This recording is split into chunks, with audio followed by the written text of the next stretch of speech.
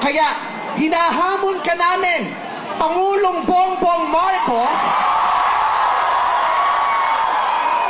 kung gusto mong magkaroon ng magandang legasiya, ang pangalan mo, ipakulong mo lahat ng magnanakaw.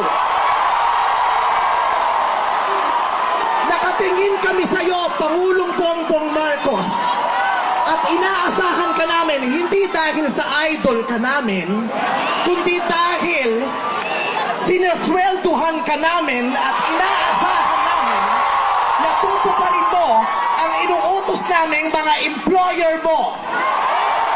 Kami ang nagpapasahod sa inyo. Tapos na ang panahon na natatakot tayo sa gobyerno.